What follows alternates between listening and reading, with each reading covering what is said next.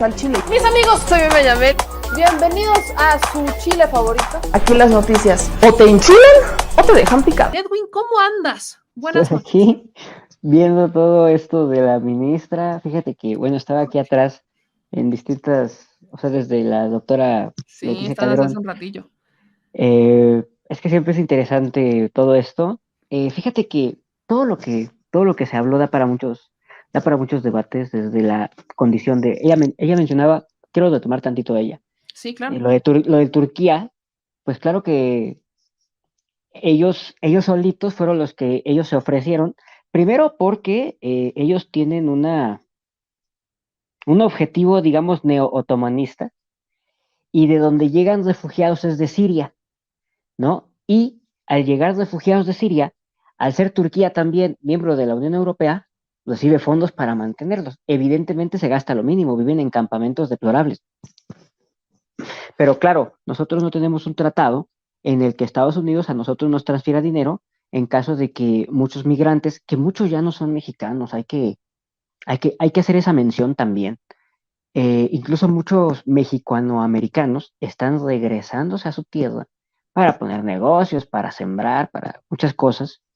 Y los que ya son, o sea, la fuente principal ya no es México, como fue durante el periodo de Carlos Salinas de Gortari a Vicente Fox, por ejemplo, que fue muy marcado, sobre todo con la entrada del Telecán y lo que fue el desmembramiento del campo mexicano, ¿no? Que muchos se fueron para allá.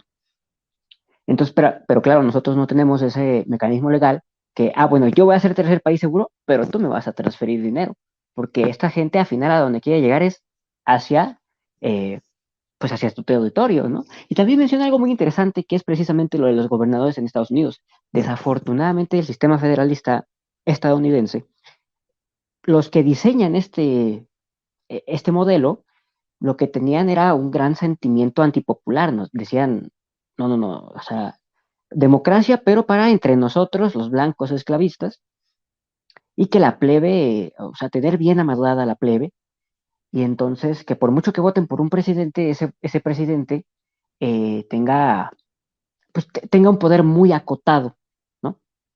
Entonces los gobernadores tienen muchísimo poder. Por eso es que tampoco va a funcionar lo que Biden, por mucho que a mí, o sea, yo detesto a Biden, como detesto a Donald Trump, porque para mí son dos sujetos de ultraderecha que tienen poca diferencia entre sí.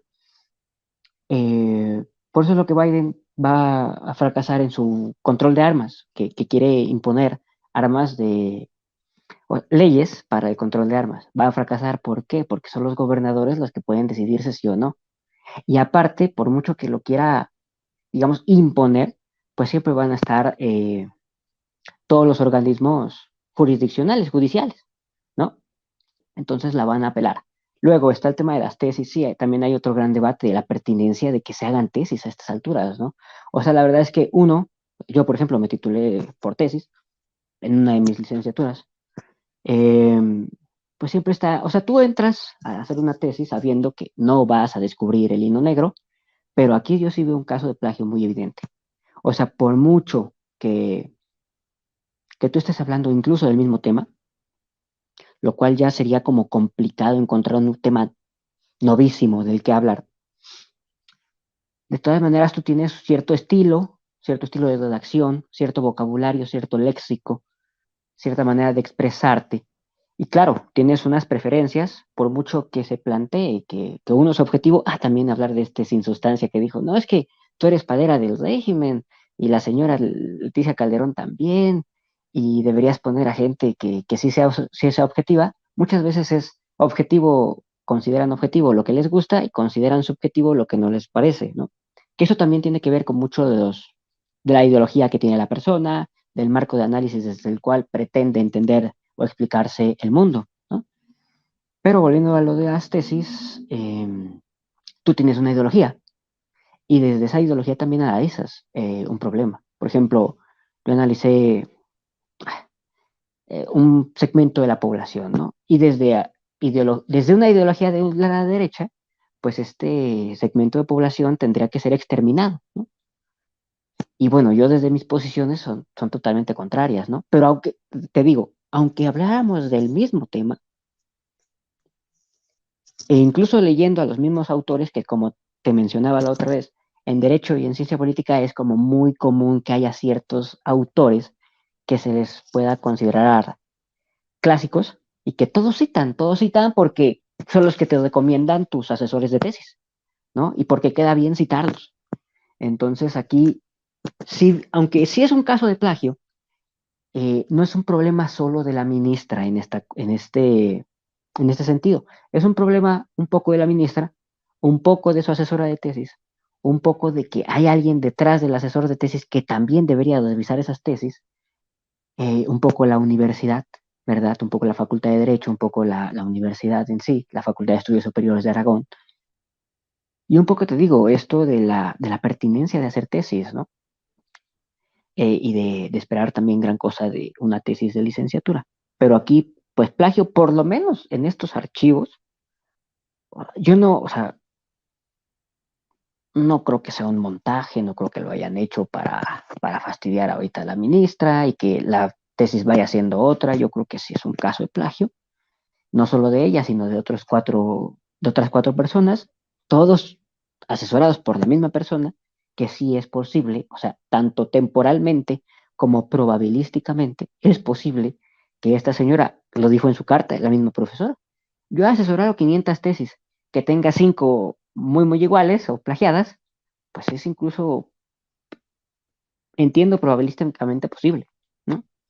Y ya, con todos mis comentarios de lo que se habló antes de mí, y luego, pues ya lo del periodismo, ¿no? Que es un problema complejo, ¿no? Es un problema complejo desde el momento en a quién categorizamos como periodista y a quién no, ¿no? Es un problema complejo desde que aquí se hace una falsa asociación entre todos los que ahora se dicen defensores de la libertad de expresión, entre un periodista muerto durante este espacio temporal, este lapso, este gobierno, fue mandado matar por este gobierno. Es decir, aquí caen en varias falacias a la vez, porque esta gente tiene gracia y no solo cae en una, sino en varias. Primero, una falsa asociación, ¿no? De que, bueno, como lo que está corriendo es este gobierno, pues a este periodista que mataron durante este gobierno, lo mandó a matar este gobierno. No, no tiene que ver una cosa con la otra, ¿no?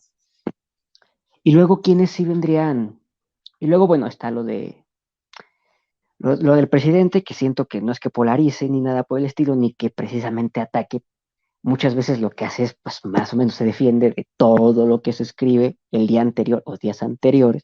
Muchas veces no le queda más que, pues esto que es las conferencias matutinas. Y pues decir, bueno, este señor está mintiendo. Decirle mentiroso a un mentiroso no es ataque, punto. Así como decirle plagiaria a una plagiaria no es ataque. De la misma manera, decirle a un mentiroso, decir que un señor que está mintiendo es un mentiroso no es ataque. Y se ha demostrado en reiteradas ocasiones que muchas veces de estos psicofantes de los medios corporativos, porque aquí habría también otro debate, pero bueno, que están mintiendo, pues están en efecto mintiendo. Y decir que alguien que en efecto está mintiendo es un mentiroso, no hay ningún ataque. Aquí hay otra cuestión, los medios corporativos. ¿Qué tanto lo que dice un medio corporativo es la opinión pública? ¿No? Muchas veces lo que se publica, lo que se dice, depende de quién es el dueño del medio. No nos hagamos. Pero bueno, te dejo ya preguntarme. Bien lo dices. Miren, me voy a ir primero con el asunto de las tesis, ya que lo tocaste, porque están sacando varios comentarios, están saliendo varios comentarios. Tú hoy pones sobre la mesa el por qué seguir haciendo tesis. Pero acá, por ejemplo, rescato este comentario de redes sociales. Pedro Santa Cruz dice, Francisco Burgoa, perdón, dice, soy académico de la UNAM y he asesorado muchas tesis a nivel licenciatura y posgrado. Uno, como tutor, parte de la buena fe del tesista y de que su trabajo es original. Este comunicado carece de argumentos para desmentir que se trata de dos tesis diferentes y de que no hay plagio. Sí, Y le pone Pedro Santa Cruz, de acuerdo, como asesor, verificar autenticidad no es parte del proceso, pero el asesor tiene la responsabilidad de saber cualquier trabajo relacionado, más si es trabajo previo y fue asesorado por la misma persona, y certificar que es original. Dadas las pruebas, es violación ética. Hay un debate aquí, por ejemplo, con el tema de las tesis, Y aquí dicen, y quiero rescatar justamente estos comentarios, en donde dice, por ejemplo, Volare.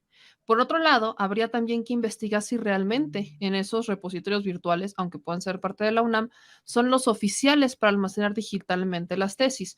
Y también se podría cotejar con las versiones dadas directamente por Yasmín Esquivel y la de Edgar Ulises Báez. Hay quienes también apuntan a directamente la asesora de la tesis, pues es la que ella dirigió las mismas tesis. Pues, es como para decir, pues mano, sí sabías cómo se trataba, sobre todo cuando no hay un año de diferencia entre una y otra, sabes de qué se trata y medio tienes en el radar, pero también otros apuntan a que justamente esta persona pudiera dirigir a la entonces alumna Yasmín Esquivel a hacer exactamente eso. Entonces, ¿qué onda con, por ejemplo, estos asesores? ¿Pudiéramos cuestionar a los asesores de las tesis Claro, o son claro, porque incuestionables? no. A ver, por mucho que uno parta de la buena tesis del alumno, eh, tienes cierto trabajo que hacer. Y uno de tus trabajos, pues es precisamente revisar la tesis. No hagamos el imbécil aquí.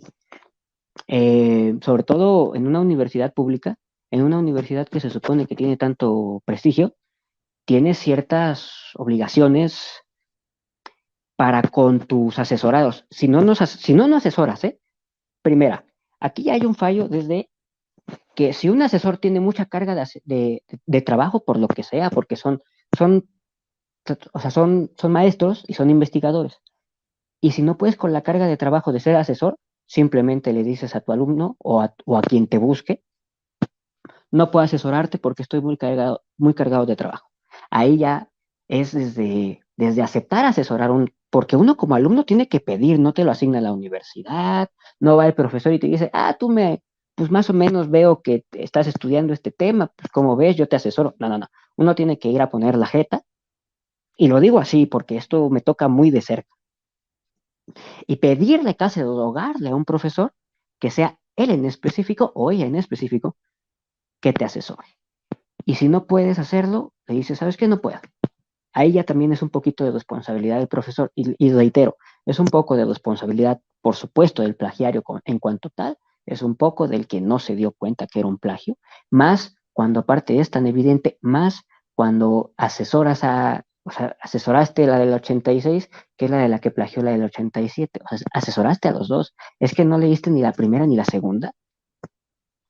Ahí también es un poquito, hay que dejar de fingir, de pretender que uno es cosas que uno no es. O sea, reitero, si no te da el tiempo, dices, paso, que te asesore alguien más. Es más, hay profesores con doctorado que son muy pomposos, me tocó vivirlo. Dicen, yo como soy doctor, yo no asesoro licenciaditos, yo solo tesis de maestría y de doctorado. Ah, bueno, está bien. No tengo tiempo, tengo que presentar mis proyectos de investigación porque la investigación sigue y sigue, ¿no? Y aparte, entre más proyectos, también hay una suerte de publish or perish, una lógica de publica o perece. Entonces, pues los que están de profesores investigadores también tienen que proponer proyectos para ellos también seguir percibiendo este estímulo de investigación. Si no, no lo perciben. Simplemente te quedas con su salario de profesor, ¿no? Entonces dicen, no puedo asesorar por este tipo de motivos o simplemente no quiero.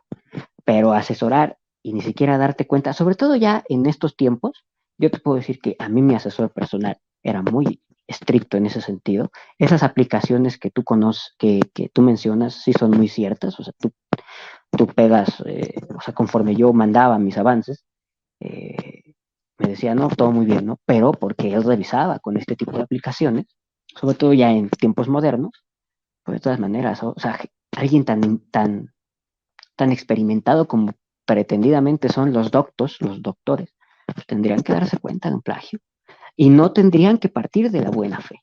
Tendrían que partir de que yo tengo un trabajo que es asesorar la tesis y tengo que dignarme a revisar esta tesis, porque para eso estás, para eso dijiste que sí. Si no puedes, rechazas el encargo de ser asesor.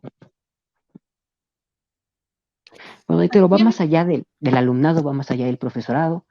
Tendría que ver incluso ya un debate muy grande de la pertinencia de hacer tesis. Uh-huh. De hasta qué punto ¿Qué se espera de una tesis? ¿Qué de verdad se espera de una tesis? Yo siento que una tesis es demostrar que uno cuenta con ciertos conocimientos, cuenta con cierta capacidad de síntesis, uno cuenta con ciertas herramientas metodológicas y técnico-instrumentales para demostrar lo que uno está diciendo y punto. Porque, reitero, nadie va a descubrir el hilo negro, nadie va a inventar el agua tibia. Pero eso es muy mi personal opinión. Sí, y estoy de acuerdo con eso. Ahora, aquí justo les estoy poniendo la foto de la asesora Marta Rodríguez Ortiz, que fue la misma asesora para al menos 5 tesis del mismo tema en diferentes años. Pudiéramos, y quiero rescatar otra vez este punto, la corrupción en la Universidad Nacional Autónoma de México. Mucho se habla sobre la crisis en la que está la UNAM, y la crisis no necesariamente por el tema de recursos, sino por quienes operan la UNAM. Hoy se habla, por ejemplo, de personajes como un Lorenzo Córdoba que pudieran intentar aspirar a llegar, vean cómo lo puse, a ser los rectores de esta universidad. Entonces, estamos viendo perfiles, Narro fue también rector de la UNAM, estamos viendo que estos perfiles están ligadísimos a la política. Entonces, ¿por qué no los cuestionan? Y lo digo para aquellos que no lo hagan, cuando están como rectores de la UNAM, pero sí se les cuestiona cuando están en la función pública, cuando están en algún partido político. No se les hace, a ver, Edwin, no se te hace como que existe una relación directísima entre una persona que se va a militar al PRI a buscar la presidencia del partido y que al mismo tiempo le jugó a ser rector. O sea, ¿por qué cuando son rectores nadie los cuestiona ni nadie les dice nada y entonces son impolutos? Pero ya cuando se pasan al otro bando, entonces ya los empiezan a cuestionar, como si de la nada creciera esa militancia partidista. Pues porque son amos y señores y porque tienen a veces cierto cuidado en mostrar muy evidentemente su militancia política. A uno se les nota, a uno se les sabe, ¿no? Por ejemplo, si tú te fijas, la gran mayoría de los rectores de la Universidad Nacional viene del gremio médico y es un gremio que casi parece inamovible entre los rectores de la UNAM de hace quizás 30 años para acá. Puro médico, puro médico. Entonces, existe una suerte de sentimiento gremial, de sentimiento partidista y de sentimiento de lealtad, de no voy a criticar a quien está encima de mí porque luego yo voy a estar ahí, ¿no? Y claro, o sea, a ver, hay gente que plagia, como por ejemplo la señora de la que tocó hablar hoy, pero hay plagiarios en todos lados. Por ejemplo, el señor médico Nado se presentaba con unos estudios en una universidad, me parece inglesa, que la universidad dijo, no, que este señor nunca estudió, ¿no? Entonces, a ver, desafortunadamente no es nuevo. No es que esté justificando yo a la señora, pero desafortunadamente muchas veces falta la crítica hacia todos por igual, ¿no? Ser tantito más objetivo, porque gente que no criticó el plagio de la tesis de Peña Nieto, o esto que te digo de que el señor se presentaba con unos estudios que hasta la misma universidad salió a decir, este señor nunca se paró aquí, aquí no tenemos registros de que este señor haya estado inscrito en absolutamente ningún curso ni en nada, ¿no? Y ahora sí le pegan a la señora. Digo, está bien, o sea, sí hay que pegarle, pero a todos. Y pasa por esto de sentimiento gremial. Cuestionar. No es cuestionar. Y pasa, te digo, por esto de sentimiento de lealtad gremial, de lealtad universitaria, de no pegarle a mi jefe, aunque el rector no tiene injerencia en cuestiones meramente laborales, pero contar con la bendición del rector no es lo mismo que no hacerlo en una universidad. Caerle bien al rector, juega en la elección del próximo rector o de un director de facultad. Ahora, después de esto, vámonos al otro tema ya. Como yo les dije, quedará en sus criterios el tema de la tesis. Yo ahí se los pongo, hagan sus comparaciones y sigamos el tema muy de cerca. Pero ya para irnos al otro tema, los periodistas, fíjate que a mí me encontré con un tuit y sí lo quiero rescatar porque me pareció muy interesante, de Héctor Alejandro Quintanar, que puso lo siguiente, ahí se los voy a leer y ahí es donde justamente entra el tema de Ciro Gómez Leiva, por ejemplo. Dice Héctor Alejandro Quintanar: Un grupo de 177 personas firma un desplegado para exigir a Andrés Manuel López Obrador que detenga su hostigamiento a la prensa. Aquí un recuento histórico de cómo algunos de esos hipócritas firmantes sí han sido grotescos censores de la prensa. Y ahí les va un bonito hilo.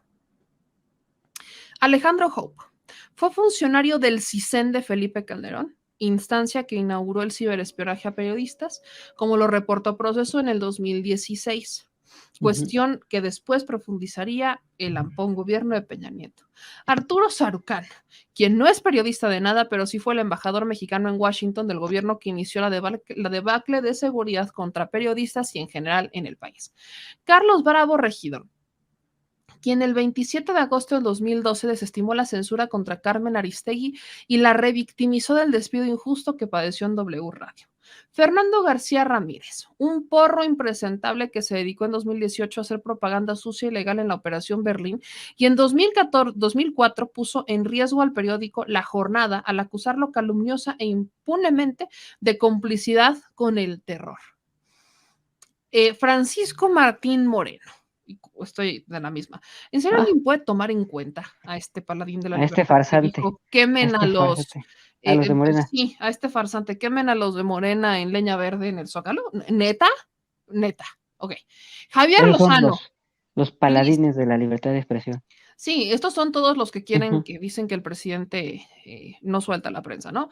Javier Lozano, un mafioso que operó en 2011 para que corrieran a Carmen Aristegui. Pues nada más con eso, ¿no? José Carreño Carlón.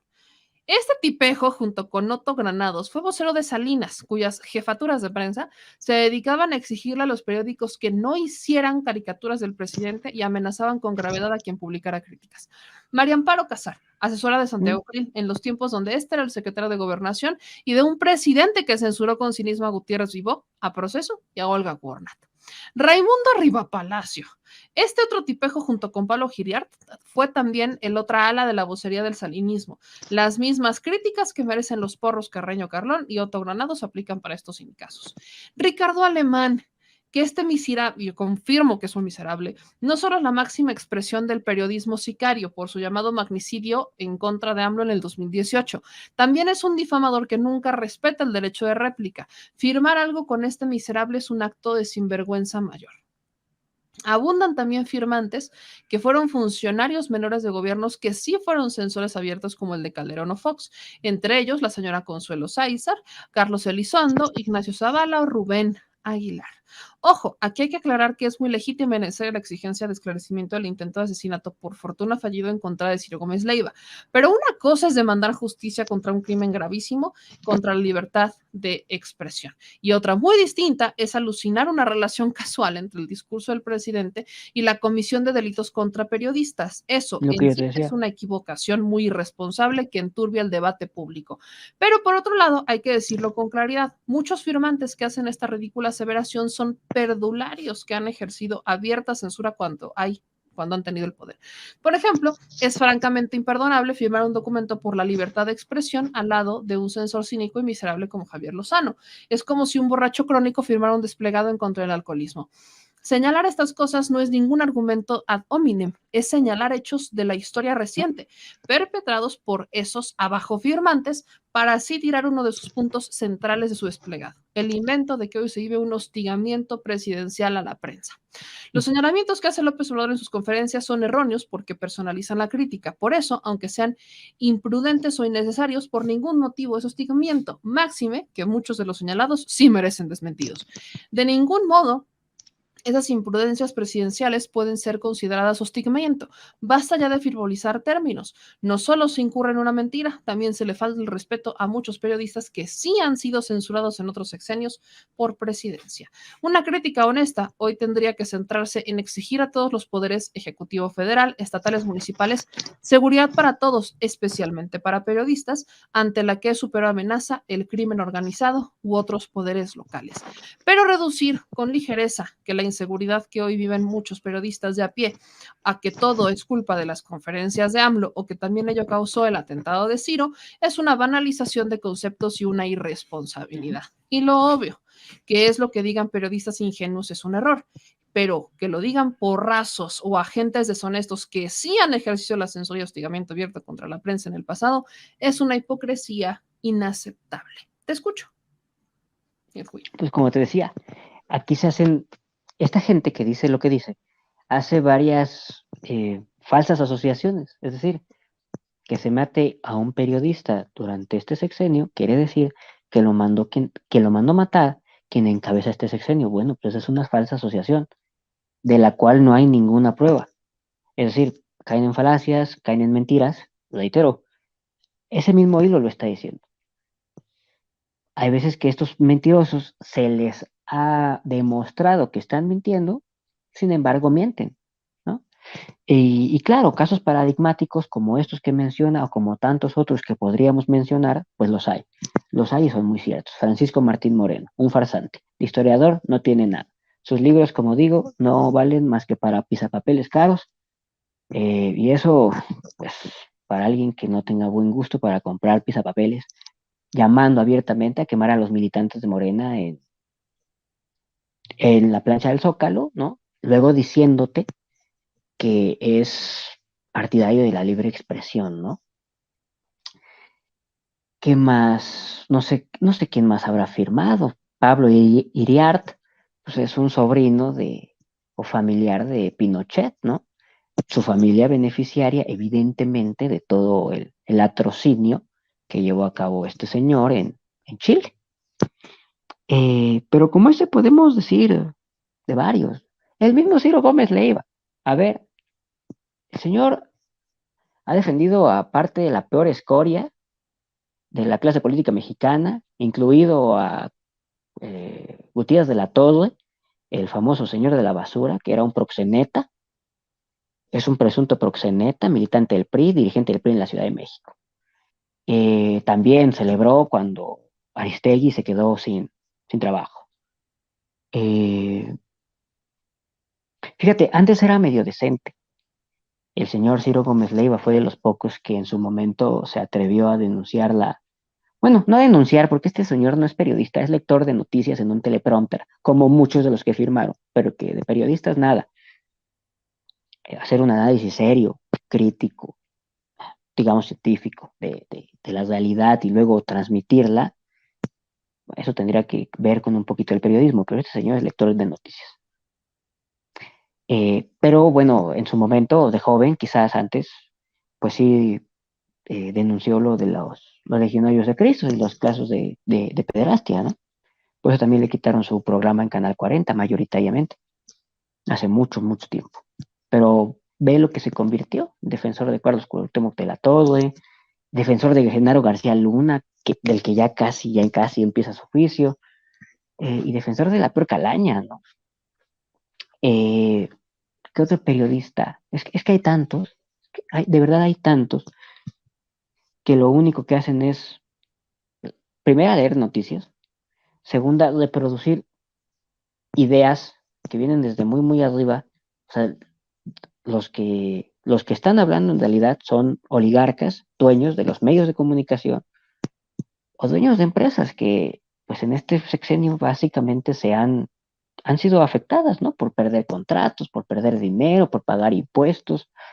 ¿Tú crees que a esta gente pegándole en el bolsillo, que es lo único que les importa en este planeta, tú crees que no van a poner a decir a sus empleados, a sus peones, por mucho que te pongan una camioneta blindada, para esta gente eres un peón? Digo, hablo para los que trabajan para estas personas, ¿no?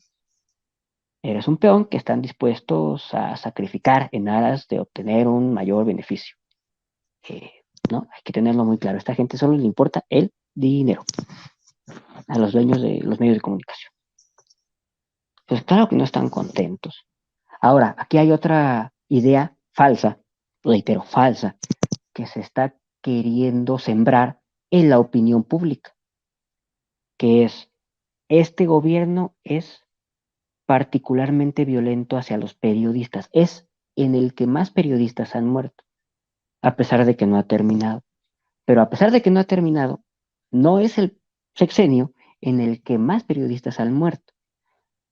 De hecho, a pesar de ya llevar 2/3, Digo, no es algo que debiera como enorgullecernos, ¿no? Claro que cualquier muerte de un periodista pues es lamentable, pero en términos estrictamente cuantitativos, pues ya van 2/3 del sexenio de Andrés Manuel López Obrador, han muerto, han sido asesinados 42 periodistas, mientras en el de Peña Nieto, de principio a fin, fueron 85, los que sepamos. Y en el de Felipe Calderón, que ahora son muchos de sus empleados, los que ahora se sienten adalides de la libertad de expresión, murieron 111 periodistas, o sea, casi 4 veces los que pueda tener este sexenio, o lo que por lo menos llevamos de este sexenio. Entonces, que esta gente ahora venga a querer dar clases de moral o de buen gobierno, pues sí da como, no sé, o sea, devuelve el estómago, ¿verdad?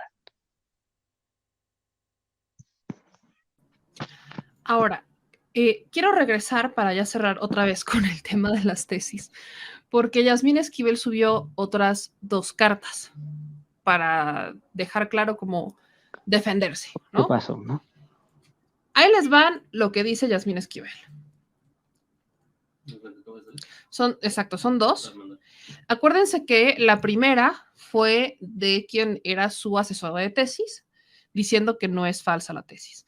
Esta segunda es la réplica del maestro Javier Carreón Hernández, que fue uno de los sinodales o de los sínodos presentes en su examen profesional de la licenciatura de Derecho. Y dice lo siguiente. Leí con interés el reportaje publicado el día de hoy en su página web bajo el título Una ministra pasante, Yasmín Esquivel, candidata a presidir la Suprema Corte, plagió su tesis de licenciatura, en el cual se me alude, pues en el respectivo examen profesional actué como sinodal.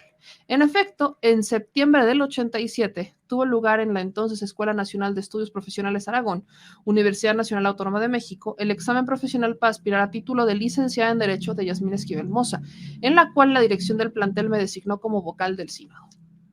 Considero pertinente señalar que me he desempeñado como profesor en dicha escuela, hoy Facultad de Estudios Superiores Aragón, desde el 80 hasta el 2018, así como en otras universidades e instituciones de educación superior, impartiendo diferentes materias, preponderantemente Derecho del Trabajo. Deseo dejar constancia que la sustentante Esquivel Mocha tuvo una actuación destacada en su examen profesional, haciendo una defensa vehemente de sus argumentos y posiciones, demostrando un conocimiento profundo del tema relativo al tratamiento que de los trabajadores de confianza hace la Ley Federal del Trabajo, por lo cual fue aprobado por unanimidad. O sea, él no está hablando del plagio, está diciendo que Yasmín Esquivel tenía el conocimiento y que por eso pasó el examen. O sea, eso es lo que está diciendo.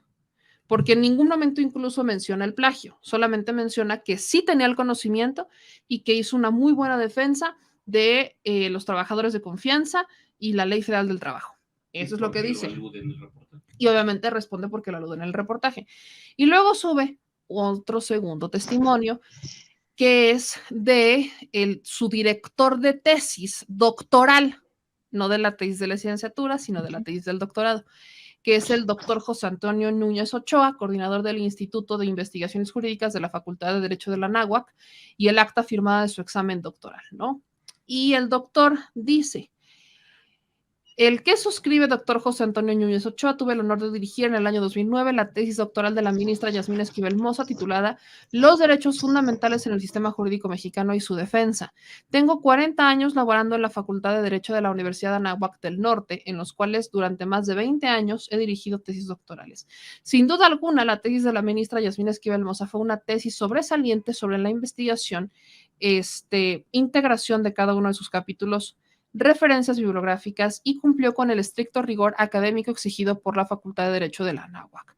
Adicionalmente a ello, en la sesión de defensa de la tesis doctoral, el jurado integrado por 5 doctores en Derecho, presidido por el doctor Víctor Manzanilla Schaffer, quedamos satisfechos e incluso con expresiones favorables y felicitaciones a la ministra Yasmín Esquivel Moza por la investigación, metodología y la defensa de la tesis. Actualmente me desempeño como coordinador del Instituto de Investigaciones Jurídicas de la Facultad de Derecho de la Universidad Anáhuac, México. A mí lo que me deja claro... Pero esto es de la Anáhuac. Exacto. Él es que es a lo que voy. Es que esas no son pruebas. Exacto. Eso no desmiente el plagio. Perdón. Exacto, es a lo que iba. Esto solamente está hablando que hay abogados que respaldan a Yasmín Esquivel que bueno. dicen que defendió muy bien las tesis, la de su doctorado en la Anáhuac y su tesis de licenciatura en Aragón, que la defendió muy bien. Pero, ¿esto es suficiente como para decir que no hubo plagio, Edwin? Pues no, pues no. ¿Qué sería suficiente para decir que no hubo plagio? Bueno, a lo mejor que alguna de las dos tesis fuera montada totalmente desde cero, crear el archivo, crear los registros, que se puede, o sea, hay ciertos niveles de construcción a los que se puede llegar y se puede hacer bastante más, ¿no? Tendrías que falsificar el registro, el año de registro, el archivo, la persona, eh, la tesis presentada. Eso desmentiría que esto fuera un caso de plagio, pero me temo que por mucho que haya tenido un buen desempeño a la hora de defender una tesis plagiada, pues si ya la leíste varias veces, pues por lo menos tienes que defenderla medianamente bien, ¿no? Y bueno, pues ya después de casi 30 años de ejercicio del derecho, una tesis doctoral, pues esperaría que fuera sobresaliente, ¿no? Pero el punto central, ¿son pruebas que desmienten el plagio? No lo son, no lo son. ¿Es buena abogada? Yo espero, yo Pues yo espero espero, que sí. yo espero que todo esto se esclarezca, la verdad. Yo la vi debatir, o sea, no es porque tenga nada yo contra ella, ¿no? Yo la vi Sí, debatir y en sí uno de también quiero dejar los... esa parte clara porque muchas personas asumen que esto es personal y no tiene nada personal. Por Yo no eso la yo conozco. decía de antemano, a mí me encantaría que ella quedara como ministra presidenta de la Suprema Corte porque fue una propuesta de Andrés Manuel López Obrador. Sí, sí me gustaría, los demás no lo son, no confío en que sean personas que vayan a defender la austeridad o que vayan a buscar algo así. Ahora tampoco es como que Yasmín Esquivel se haya pronunciado a favor de la austeridad, no lo he visto hasta ese momento, pero no es un tema personal. No, para nada. No es un tema personal, esto nada tiene que ver con asuntos personales. Y no es como que primero dispare y luego averigüe. Les estoy poniendo los hechos para que ustedes saquen sus propias conclusiones. Si leyendo párrafos completos que son iguales en dos tesis no es suficiente para ustedes, bueno, eso es para ustedes y adelante. No es un tema de hacerlo grande, es que si en su momento yo cuestioné el plagio de Peña Nieto, sí también voy a cuestionar otros plagios que se dieran por funcionarios públicos. Y esto aplica para los que me entere. Lo digo personalmente, perdón que te interrumpiera, Edwin. No, adelante, no, está bien. Ahora, Creo que el productor quiere decir algo. el tema se hace noticia derivado del cargo que está pretendiendo ocupar. Si el cargo no fuera noticia, entonces pasaría desapercibida o Desapercibido. seguramente diríamos, bueno, entonces traes algo personal. Exacto, porque ese es el punto. Yo también dejé claro en un inicio. Ella lo que está buscando es ser presidenta de la Suprema. A mí me queda perfectamente claro que ese es el motivo por el cual están buscando tumbarla. Eso tampoco se discute. Sí, O sea, no. eso es un hecho. O sea, La esto quieren fue un tumbar, ataque muy bien dirigido, pero claro. acertaron. Aquí otra vez el viejo dicho, esta gente acierta, o sea, incluso un reloj descompuesto da la hora bien 2 veces al día.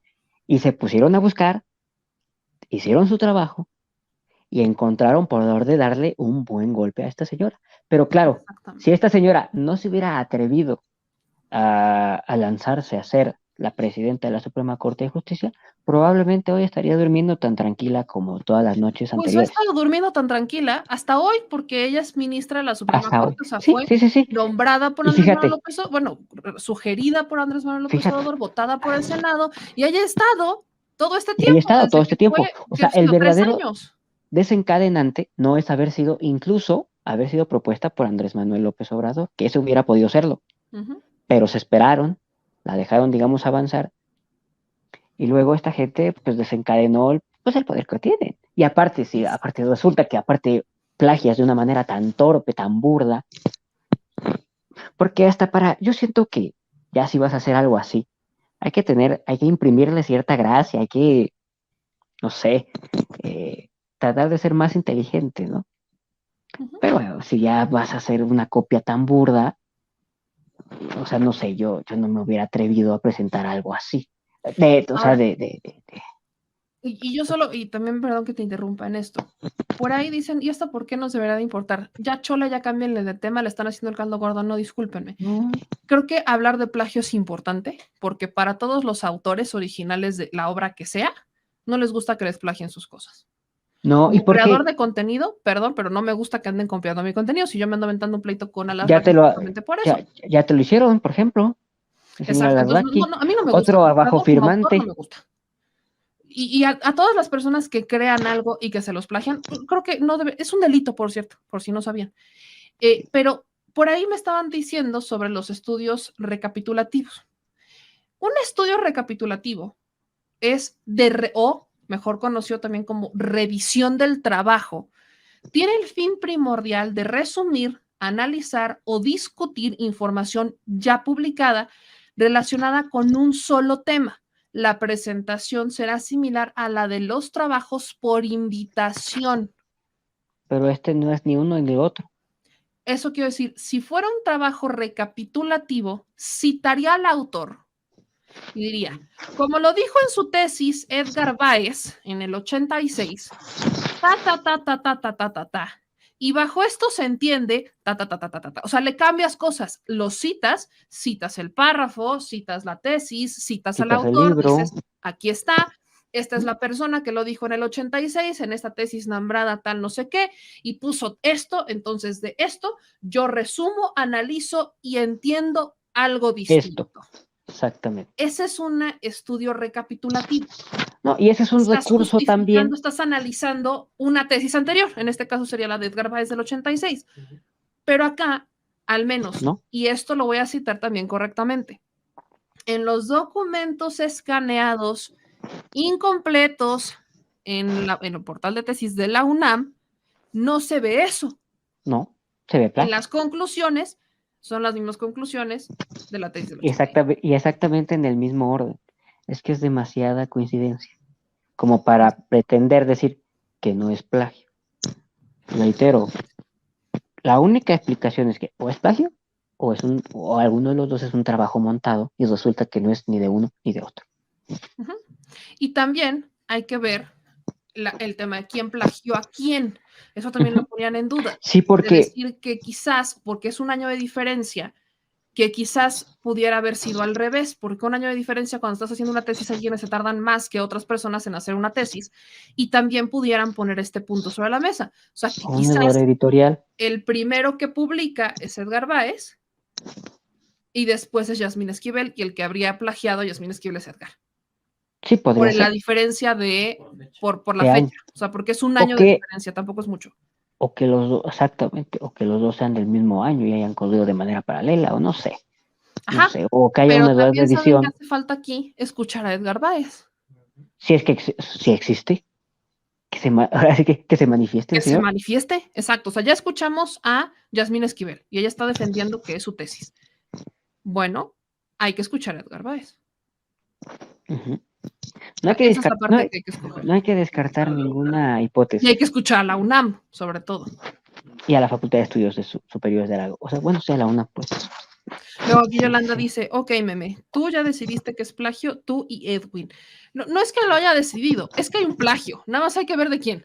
Yo no fue soy, de Yasmín Esquivel a Edgar. O sea, aquí hay un plagio. Uno no es juez. O sea, tú ves dos trabajos que tienen tantísima coincidencia en la manera de redactar, en el orden en el que están redactadas las ideas, en el orden en el que está redactado el índice, en el orden en el que están redactadas las conclusiones y la manera en la que están redactadas, no es plagio. Reitero, si tú y yo hacemos una tesis sobre el mismo tema, tú tienes un estilo de hablar, yo tengo un mío.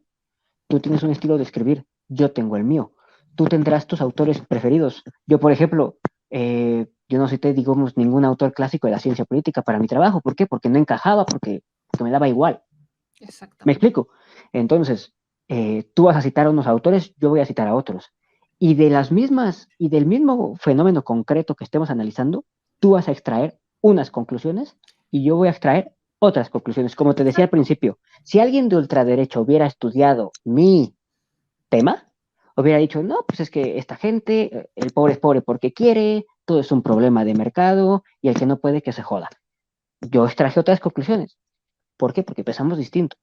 Y reitero, por mucho que analicemos la misma realidad concreta, tú vas a encontrar unas cosas y yo voy a encontrar otras, tú vas a citar a ciertos autores, yo voy a citar otros autores, tú los vas a citar de una manera, yo los voy a citar de otra, en un contexto, yo en otro, de una manera, en un estilo de redacción, yo de otro. Es demasiada coincidencia para pretender que no es plagio. Exactamente, entonces ahí es en donde, o sea, hay un plagio, hay que ver quién. Punto. Hay que ver de quién. Hay que ver de quién. Y hay que ver de Un año quién. de diferencia no es mucho. Y hay que ver por qué. Porque el plagio no es un fenómeno aislado, no es solo culpa, reitero, no es solo culpa del plagiador, aunque sí, también es un poquito culpa de, pues a este quien lo dejó, o sea, a ver, vamos a ver si no hay ninguna tesis que ya hable sobre este tema, ¿no? Uh-huh. Exactamente, entonces yo al que quiero escuchar es a Edgar Ulises Báez Gutiérrez. Del que pretendidamente vendría la tesis original. Uh-huh. Esa es exactamente la voz que a mí me gustaría escuchar, porque también me brinca que el autor no lo haya hecho. Hay que buscar al autor, al presunto autor original de la tesis, porque yo también voy a poner sobre la mesa el que pudiera ser al revés. Eso yo no lo descarto, ¿eh? Y aquí no se trata de acusar, aquí hubo un plagio, punto. Eso no es un tema de análisis, no, hubo un plagio, sí, hay que ver de quién, de qué lado, para dónde, y hay que cuestionar a la asesora de la tesis. Porque con un año de diferencia, si están haciendo dos cosas al mismo tiempo, ¿qué onda? Ahora, ¿qué otras cosas pueden pasar en las tesis? En las tesis pueden hacer las dos personas juntas. Pero eso se menciona en la tesis. Se trabajan las tesis juntas y eso se menciona, y bueno, yo no lo he visto. Entonces, sí es un tema importante porque es un debate que se está dando constantemente y porque estamos hablando de una persona que está buscando ser presidenta del órgano máximo en el poder, o sea, del Poder Judicial prácticamente, ¿no? Ese es el punto al que yo voy. Creo que este también debería de estar, aquí dice Patricia, la tesis es revisada por el directorio o director o directora, por los asesores del comité ante quien se presentó la tesis. En dado caso, toda la culpa no es solo de la ministra. Por eso estamos hablando de en dónde está la UNAM hablando de esto. Porque en este punto no estaremos hablando solamente de 2, estaremos hablando de 5 tesis idénticas. Uh-huh. 4 tesis iguales. ¿Sí?